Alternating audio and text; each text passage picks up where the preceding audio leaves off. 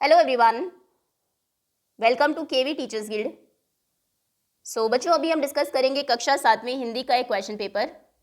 ये periodic test second आवधिक परीक्षा द्वितीय का एक प्रश्न पत्र है, करंट सेशन 2022-23 का। और सबसे पहला प्रश्न है, निम्नलिखित अपठित गद्यांश को पढ़कर पूछे गए प्रश्नों के उत्तर सही विकल्प चुनकर लिखिए। दीदी बोली, हाँ, यह कहना काफ़ी हद तक सही होगा। यूँ तो अनीमिया बहुत से कारणों से हो सकता है, किंतु हमारे देश में इसका सबसे बड़ा कारण पौष्टिक आहार की कमी है। इसके अलावा रोग का एक और बड़ा कारण है पेट में कीड़ों का हो जाना। यह कीड़े प्रायः दूषित जल और खाद्य पदार्थों द्वारा हमारे शरीर में प्रवेश करते हैं। अतः इनसे बचने के लिए यह आवश्यक है कि हम पूरी साफ सफाई से बनाए गए खाद्य पदार्थ ही ग्रहण करें। भोजन करने से पूर्व अच्छी तरह से हाथ धो लें और साफ पानी ही पिए। ओके, प्रश्न देखते हैं। अनीमिया किन कारणों से हो सकता है? पौष्टिक आहार की कमी से, पेट में कीड़ों के हो जाने से, साफ सफाई से, आ और बा दोनों से। दोनों ही विकल्प सही है, पौष्टिक आहार की कमी या फिर पेट में कीड़ों के हो जाने से। तो इसमें द विकल्प सही होगा। हमारे अंदर कीड़े कैसे प्रवेश करते हैं? दूषित जल से, दूषित खाद्य पदार्थों से, उपयुक्त में से कोई नहीं।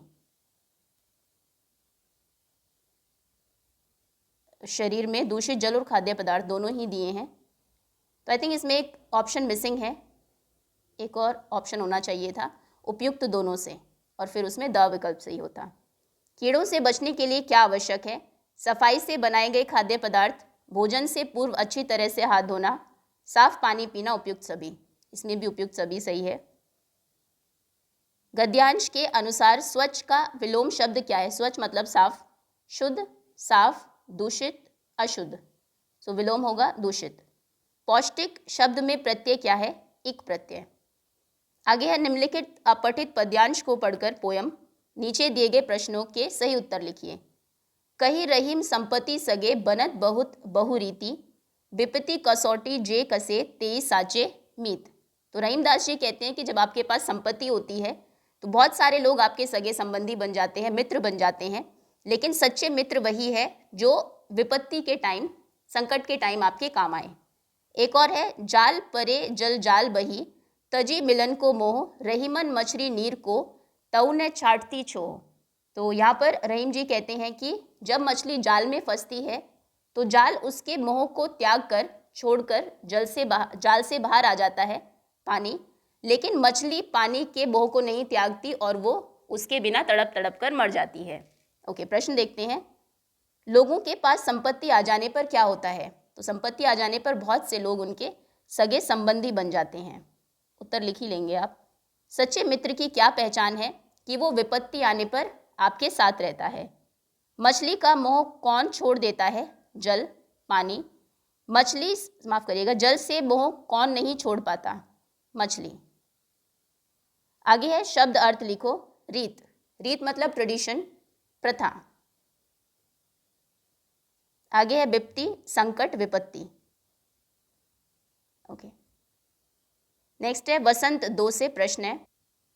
पहला प्रश्न है, रहीम ने क्वार के मास में गरजने वाले बादलों की तुलना ऐसे निर्धन व्यक्तियों से क्यों की है जो पहले कभी धनी थे? क्वार मास के जो बादल होते हैं वो सिर्फ गरजते हैं, बरसते नहीं हैं। जो सावन मास के बादल होते हैं वो बरसते हैं। तो इसीलिए रहीमदास जी कहते हैं कि जो व्यक्ति पहले धनी थे अब निर्धन हो गए हैं, वो केवल बात करते हैं पुराने समय की, जब वो धनी थे उस टाइम की, और उनके दोबारा से धनी होने की संभावना बहुत कम होती है। उत्तर लिख ही लेंगे आप। आगे है, आंख में तिनका पड़ने के बाद घमंडी की क्या दशा हुई? उसकी आंख एकदम लाल हो गई, वो बेचैन हो गया और उसका सारा घमंड चूर चूर हो गया।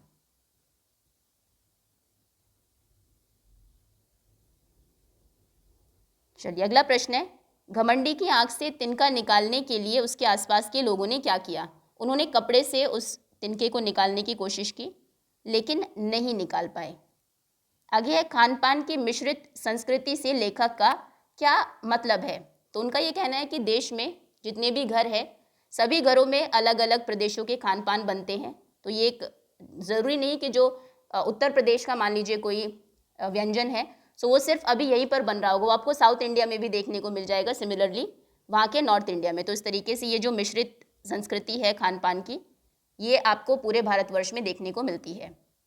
आगे है, बाल महाभारत कथा के आधार पर निम्नलिखित प्रश्नों के उत्तर दीजिए। मारुति ने भीम को क्या आशीर्वाद दिया? तो हनुमान जी ने भीम को आशीर्वाद दिया था कि युद्ध के समय अर्जुन के रथ पर जो ध्वजा होगी मैं उसी पर रहूंगा और विजय तुम्हारी ही होगी।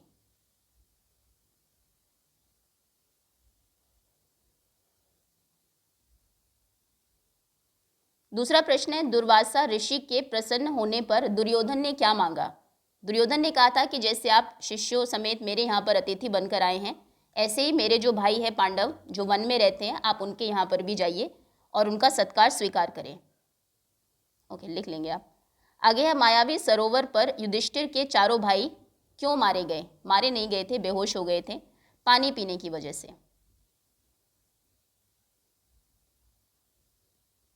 Okay, next. आगे है, निम्न यक्ष प्रश्नों के युधिष्ठिर ने क्या उत्तर दिए? बहुत सारे प्रश्न पूछे थे यक्ष ने युधिष्ठिर से, तो कुछ यहाँ पर दिए गए हैं, आपको उत्तर बताना है।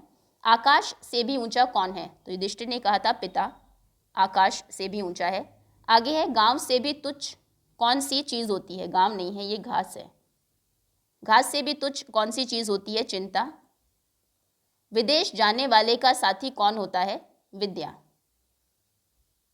ओके, नेक्स्ट व्याकरण है। निर्देशानुसार उत्तर लिखिए। निम्न शब्दों के प्रचलित हिंदी रूप लिखिए। विपत्ति, विपत्ति। बादर, बेर। मछली, मछली। शीत, ठंड। नेक्स्ट है, उचित वाक्यांश चुनकर वाक्यों के खाली स्थान भरिए।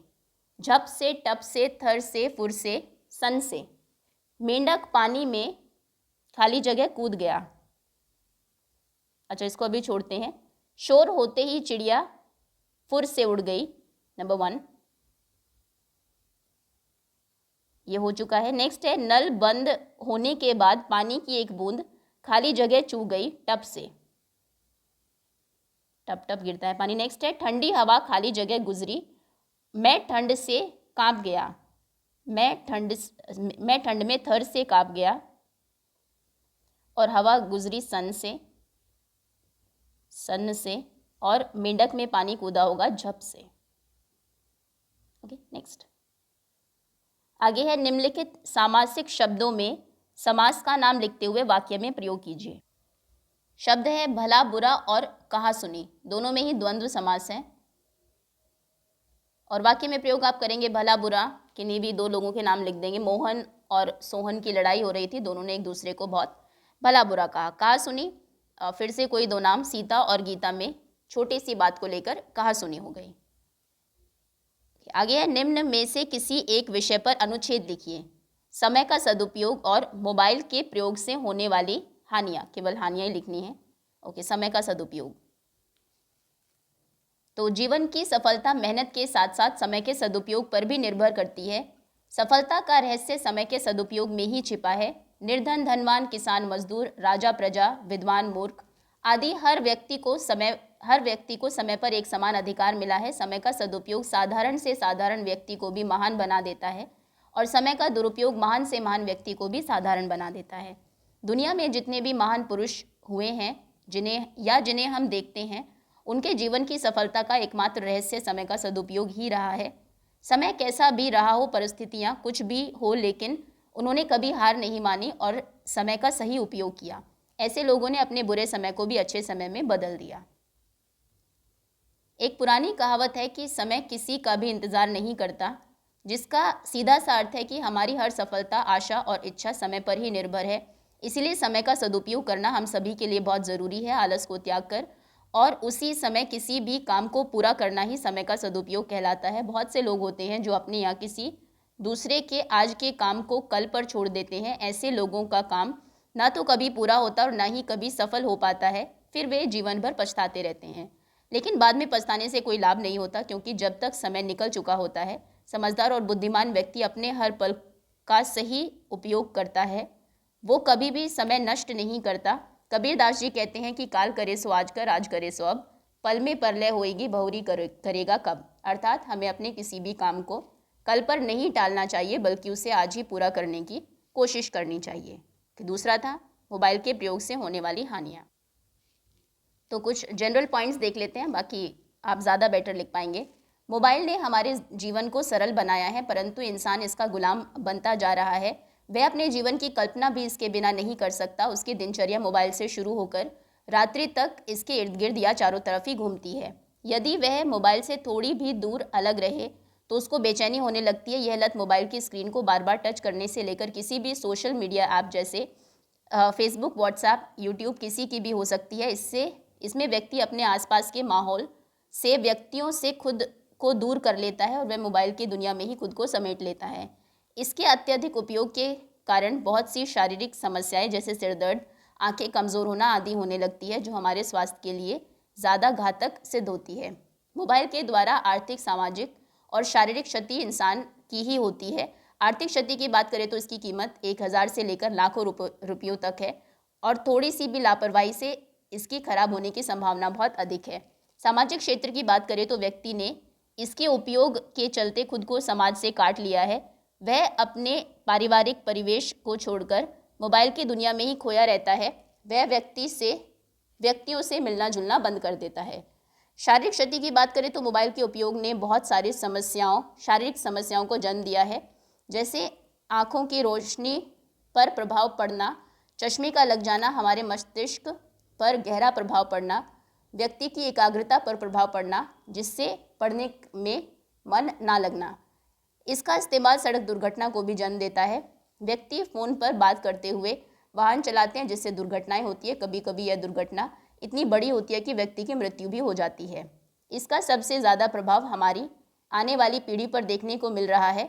बच्चों ने आउटडोर गेम खेलना बंद कर दिया है। वह पूरे समय मोबाइल में ही वीडियो देखने और गेम खेलने में लगे रहते हैं। अक्सर अभिभावक बच्चों की जिद पर उन्हें मोबाइल ला देते हैं, बिना इस बात की जांच किए कि उनका बच्चा मोबाइल में क्या देख रहा है, क्योंकि मोबाइल हर उम्र के व्यक्तियों के लिए होता है। अनावश्यक चीज़ों को देखने से बच्चे आपराधिक प्रवृत्ति के भी हो जाते हैं। ओके, 7वां प्रश्न है, प्रधानाचार्य को 2 दिन के अवकाश के लिए प्रार्थना पत्र लिखिए। सुसेवा में श्री प्रधानाचार्य जी, आपके विद्यालय का नाम, दिनांक जब आप पत्र लिख रहे हैं, विषय अवकाश हेतु प्रार्थना पत्र। महोदय, सविनय निवेदन यह है कि मैं आपके विद्यालय में कक्षा 8वीं ब का छात्र हूँ।